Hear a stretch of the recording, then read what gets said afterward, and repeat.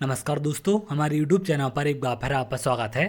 मध्य प्रदेश अति शिक्षक भर्ती प्रक्रिया को लेकर नए अभ्यर्थियों के लगातार बड़ी संख्या में कमेंट हैं। जिन्होंने कभी भी गेस्ट टीचर की प्रक्रिया में भाग नहीं लिया है, उनके लगातार कमेंट आ रहे हैं कि सर गेस्ट टीचर बनने के लिए हमें क्या करना पड़ेगा या कैसे क्या हम लोग गेस्ट टीचर बन सकते हैं, स्कूलों में हम कैसे पढ़ा सकते हैं। तो आज के इस वीडियो में हम बात करेंगे स्टार्टिंग से लेकर एंड तक कैसे क्या आपकी प्रक्रिया होती है, आवेदन से लेकर आपकी ज्वाइनिंग तक की कैसे क्या आपकी पूरी प्रक्रिया रहेगी। तो यहाँ पर एक रफ आइडिया आपको मिल जाएगा। अब छोटी छोटी प्रोसेस यहाँ पर आपको नहीं बता सकता, क्योंकि काउंसलिंग के टाइम पर अलग अलग प्रक्रियाएं कराई जाती हैं। तो जो भी जिस समय पर आपकी प्रक्रिया होती है उस समय पर लाइव जानकारी आपको दी जाएगी कि कैसे क्या आपको सारी चीजें करनी है।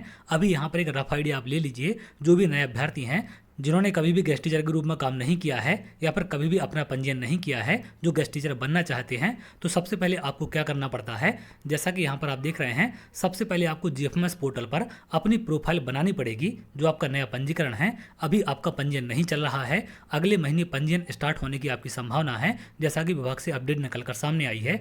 तो सबसे पहले नए अभ्यर्थियों को अपना यहाँ पर पंजीयन करना पड़ेगा। पंजीयन करने के बाद आपका जीएफएमएस पोर्टल पर प्रोफाइल बन जाएगा। प्रोफाइल जैसी आपकी बन जाएगी तो वहाँ पर आपको अपनी अपनी क्वालिफिकेशन अपडेट करनी पड़ती है। जो भी आपने क्वालिफिकेशन कंप्लीट की है, जैसे आपके पास 10th है, 12th है, ग्रेजुएशन है, बीएड है या फिर डीएड है, तो जितने भी आपके पास क्वालिफिकेशन होगी वो सारी यहाँ पर आपको अपडेट करनी पड़ेगी। उसकी जानकारी, रोल नंबर आपको सब ऐड करने पड़ते हैं। इसके अलावा अगर आपने कोई भी एमपीटेट का एग्जाम क्वालिफाई किया है, चाहे हम वर्ग 1 की बात करें, वर्ग 2 की या फिर वर्ग 3 की, तो उसकी जानकारी भी यहाँ पर आप ऐड कर सकते हैं। उसके भी आपको 30 नंबर दिए जाते हैं। जैसे अगर आपने वर्ग 3 का एग्जाम क्वालिफाई किया है पात्रता परीक्षा वाला, तो उसके 30 नंबर आपको मिलेंगे। वर्ग 2 या फिर वर्ग 1 का किया है तो उसके भी आपको 30 नंबर दिए जाएंगे। इस प्रकार से अलग अलग नंबर आपको दिए जाते हैं और अलग अलग वर्ग में उनको काउंट किया जाता है। अभी नंबर आपको कैसे कहां पर दिखाई देते हैं, इसके बारे में आगे सारी प्रक्रिया है। तो जैसे यहाँ पर आपकी क्वालिफिकेशन अपडेट हो जाएगी, क्वालिफिकेशन अपडेट होने के बाद जो भी आपकी क्वालिफिकेशन होती है, उसी क्वालिफिकेशन के मार्क्स आपको दिए जाते हैं। अब नंबर किस प्रकार से मिलते हैं, क्योंकि इन्हीं स्कोर कार्ड के नंबरों के आधार पर आपका चयन किया जाएगा। तो जैसे यहाँ पर क्वालिफिकेशन अपडेट हो जाएगी, उसके बाद यहाँ पर साइड में एक ऑप्शन आपको मिलेगा, 3 लाइन होती हैं, उस पर क्लिक करेंगे तो इस प्रकार से साइड में एक डैशबोर्ड आपका खुल जाता है। ये आपकी प्रोफाइल के अंदर ही रहेगा। जैसे आप प्रोफाइल लॉगिन करेंगे तो यहाँ पर एक आपको ऑप्शन मिलेगा स्कोर कार्ड मैनेजमेंट का। तो स्कोर कार्ड मैनेजमेंट पर जैसे ही आप क्लिक करेंगे तो यहाँ पर स्कोर कार्ड डाउनलोड करने के लिए ऑप्शन आपको देखने मिलेगा। तो जैसे आप स्कोर कार्ड डाउनलोड करेंगे, कुछ इस प्रकार से स्कोर कार्ड यहाँ पर आपका खुल जाएगा। एजुकेशन क्वालिफिकेशन, जो क्वालिफिकेशन आपने ऐड की है उसकी यहाँ पर जानकारी आपको दिखाई देगी कि कौन से सन में आपने कौन सी क्वालिफिकेशन कंप्लीट की है, कितने आपको नंबर प्राप्त हुए हैं। यहाँ पर टोटल मार्क्स और ऑब्टेन मार्क्स आपको दिए जाते हैं कि कितने में से कितने नंबर आपने प्राप्त किए हैं, और इन्हीं के आधार पर ही आपका स्कोर कार्ड बनता है। और यहाँ पर कौन से वर्ग में गेस्ट टीचर बनने के लिए आप लोग एलिजिबल हैं, इसकी जानकारी आपकी क्वालिफिकेशन के आधार पर यहाँ पर ऑटोमेटिक अपडेट हो जाएगी।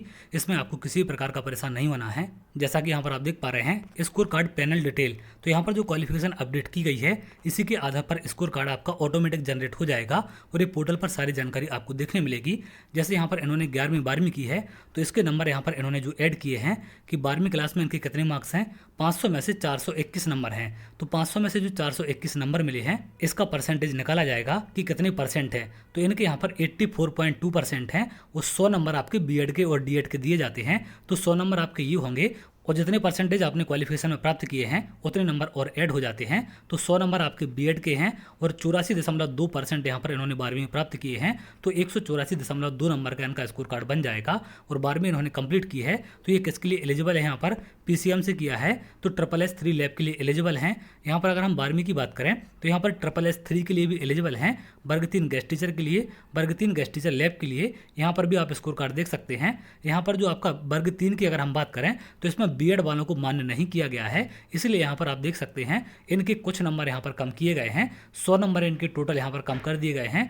84 नंबर तो यहाँ पर क्वालिफिकेशन के हैं। वर्ग 3 की पात्रता परीक्षा क्वालिफाई की है, इसलिए 30 नंबर इनको यहाँ पर इसके दिए गए हैं जो इन्होंने पात्रता परीक्षा क्वालिफाई की थी। तो यहाँ पर आप देख पाएंगे टेट स्कोर, तो टेट के 30 नंबर आपको दिए जाते हैं। जैसे यहाँ पर इन्होंने वर्ग 2 की पात्रता परीक्षा क्वालिफाई की है तो इसके भी 30 नंबर यहाँ पर इनको दिए जाएंगे और इस प्रकार से आपका स्कोर कार्ड बनाया जाता है। 30 नंबर आपको टेट के मिलेंगे। जितना परसेंटेज आपने ग्रेजुएशन में या फिर 12वीं पोस्ट ग्रेजुएशन में प्राप्त किया है उसके नंबर बीएड डीएड के नंबरों में जुड़कर आपका स्कोर कार्ड बनाया जाएगा। और ये जो आपके स्कोर कार्ड के अंक हैं, इन्हीं के आधार पर आपकी काउंसलिंग कराई जाती है। जैसे आपका स्कोर कार्ड बनकर तैयार हो जाएगा, इसको आप लोग किसी भी संकुल प्राचार्य से वेरीफाई करा सकते हैं। आप संकुल प्राचार्य के पास जाकर जाकर अपने ओरिजिनल डॉक्यूमेंट दिखा दें कि आपने जो जानकारी यहाँ पर फिल की है क्या ये जानकारी सही है या फिर नहीं है, तो ये वेरिफिकेशन आपको संकुल प्राचार्य से कराना पड़ेगा। जब तक आपका संकुल प्राचार्य से वेरीफाई नहीं होगा तब तक आपका स्कोर कार्ड वैलिड नहीं माना जाएगा। इस बात का आप ध्यान रखें। तो जैसे आपकी क्वालिफिकेशन अपडेट होती है उसी टाइम पर संकुल प्राचार्य को भी आदेश दिए जाते हैं कि वो आपके इसको वेरीफाई कर सकते हैं।